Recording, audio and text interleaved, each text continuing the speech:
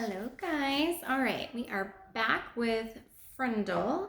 We read chapters 1 and 2 already, and that is where we met Nick, who is our main character in our story, and he's going to be starting the 5th grade very soon. It's the very end of summer break in August, so he's about to start 5th grade, and we kind of learn a story about his character from a story from the previous year when he decided to turn his classroom into a tropical island, and he got everybody to kind of work together and create little palm trees on the corner of their desks, and the girls all wore like paper flowers in their hair, and he even had some sand brought in. I mean, the works. And the custodians were not very happy with it, but his teacher that year thought he was very creative. I don't know that I would think the same thing. Let's not bring sand into my class, okay? But very creative on his part for sure. We also met Janet Fisk, who is the girl that got in trouble for this noise that was being made. And the noise is actually being made by Nick. It was this peep sound, and it was like a bird that he learned about. And so that was the noise that he was making, and it was really annoying to his teacher, Mrs. Avery. And she thought that it was Janet Fisk, and she was wrong, and she yelled at Janet anyways. The teacher did apologize, but also so did Nick. He went up to her after class and said, "Hey, that was me that made the sound. I'm really sorry." Well, turns out that they ended up both kind of making these sounds and really confusing Mrs. Avery for the rest of the year. So maybe we'll see some more of her. Who knows? In the second chapter, we learned about Mrs. Granger. That is going to be his 5th grade ELA reading teacher. And he's not real excited about having her. She's older. She's got this sleek white hair all pushed back into this little bun. She wears her uniforms, her school uniforms, and they're kind of the same thing every week. She has her button up all the way to her neck and her little pin on her. She never wears skirts. That she's just that type of teacher, and she's very strict. She kind of comes across as very grumpy all the time, not real happy, and she loves words. She loves the dictionary. She has a whole set in her classroom. She's got a big one like right in front of her desk, and she encourages all the families that are her students' families have dictionaries at their own houses as well. I'm not sure how their relationship's going to go throughout the rest of this book, so we'll see. But she is definitely an important person in the story. So we're going to read chapter 3 and possibly chapter 4 now. Okay, so this one is called The Question. The first day of school was always a get acquainted day. Books were passed out, and there was a lot of chatter. Everyone asked, "What did you do over the summer?" Periods 1 through 6 went by very smoothly for Nick, but then came period 7. Mrs. Granger's class was all business. The first thing they did was take a vocabulary pretest to see how many of the 35 words for the week the kids already knew. Tremble, circular, orchestra, the list went on and on. Nick knew most of them. Then there was a handout about class procedures. After that, there was a review paper about cursive writing, and then there was a sample sheet showing how the heading should look on every assignment. No let-up for 37 minutes straight. Nick was an expert at asking the delaying question, also known as the teacher stopper or the guaranteed time waster. So he would ask her questions that would kind of get her sidetracked a little. At 3 minutes before the bell, and that split second between the end of today's classwork and the announcement of tomorrow's homework, Nick could launch a question guaranteed to sidetrack the teacher long enough to delay or even wipe out the homework assignment. Timing was important, but asking the right question, that was the hard part. Questions about stuff in the news, questions about the college the teacher went to, questions about the teacher's favorite book or sport or hobby. Nick knew all of the tricks, and he had been very successful in the past. Here he was in 5th grade, near the end of his very first language arts class with Mrs. Granger, and Nick could feel a homework assignment coming the way a farmer can feel a rainstorm. Mrs. Granger paused to catch her breath, and Nick's hand shot up. She glanced down at her seating chart and then up at him. Her sharp gray eyes were not even turned up to half power. "Yes, Nicholas." "Mrs. Granger, do you have so many dictionaries in this room? Or I'm sorry, you have so many dictionaries in this room, and that huge one especially. Where did all those words come from? Did they just get copied from other dictionaries? It sure is a big book. It was a perfect thought grenade. Kapow! Several kids smiled and a few peeked out at the clock. Nick was famous for this, and the whole class knew exactly what he was doing.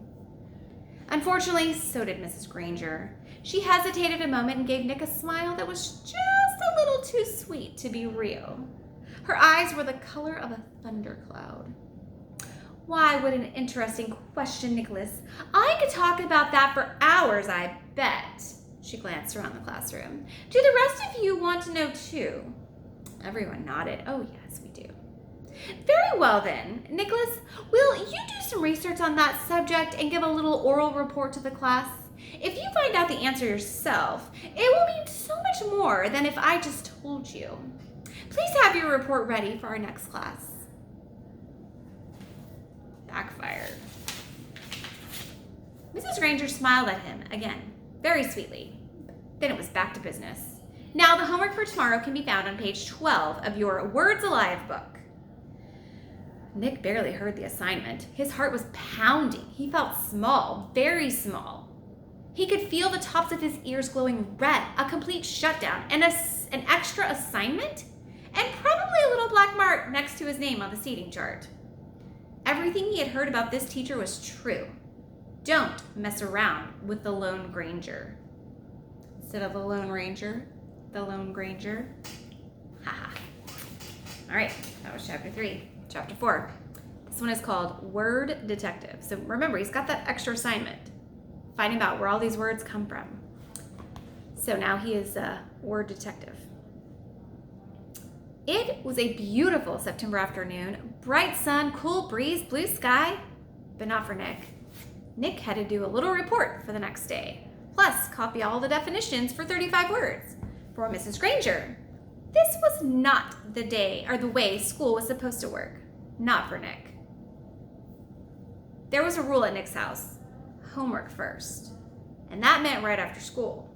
Nick had heard his older brother James groan and grumble about this rule for years, right up until he graduated from high school 2 years ago. And then James wrote home from college after his first semester and said, "My grades are looking great because when I came here, I already knew how to put first things first." That letter was proof that Nick's mom and dad had what they had been looking for. Homework first was a law from September to June. This had never bothered Nick before because he hardly ever had homework. Oh, sure, he looked over his spelling words on Thursday nights, and there had been a few short book reports in the 4th grade, but other than that, nothing. Up to now, schoolwork never spilled over into his free time. Thanks to Mrs. Granger, those days were gone. First, he looked up the definitions in the brand new red dictionary that his mom had bought, because Mrs. Granger told her so. It took almost an hour. He could hear a baseball game in John's yard down the street, yelling and shouting, and every few minutes, the sharp, sharp crack of a bat connecting with a pitch. But he had a report to do for Mrs. Granger. Nick looked at the very front of the dictionary. There was an introduction to the book called Words and Their Origins. Perfect, Nick thought. It was just what he needed to do his report. It would be over in a few minutes. Nick could already feel the sun and the breeze on his face as he ran outside to play as his homework was all done. Oh, here's a picture of Nick.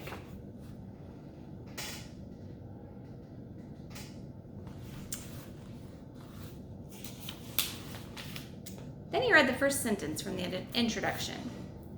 Without question, this modern American dictionary is one of the most surprisingly complex and profound documents ever to be created. For it embodies unparalleled etymological detail, reflecting not only superb lexicographic scholarship, but also the dreams and speech and imaginative talents of millions of people over thousands of years. For every person who has ever spoken or written in English has had a hand in its making. What? Nick scratched his head and read it again. And again? Not much better. It was sort of like trying to read the ingredients on a shampoo bottle. He slammed the dictionary shut and walked downstairs. Nick's family did a lot of reading, so bookshelves covered 3 or 4 walls in the family room. There were 2 sets of encyclopedias. The black set was for the grown-ups and the red set was for the kids. Nick pulled out the D volume of the red set and looked up dictionary. There were 3 full pages with headings like early dictionaries, word detectives, and dictionaries today. Not very exciting, but he had to do it, so Nick just plopped down on the couch and read all of it. And when he was finished with the kids' book, he opened up the black encyclopedia and read most of what it said about dictionaries too. He understood only about half of what he read. He leaned back on the couch, covered his eyes with his arms, and tried to imagine himself giving a report on all this boring stuff. He'd be lucky to have 3 minutes worth, but because Nick was Nick, he suddenly had an idea, and it brought a grin to his face. Nick decided that giving this report could actually be fun. He could make it into something special. After all, Mrs. Granger had asked for it. All right, that's the end of chapter 4. So, chapter 5 will be next. Have a good one.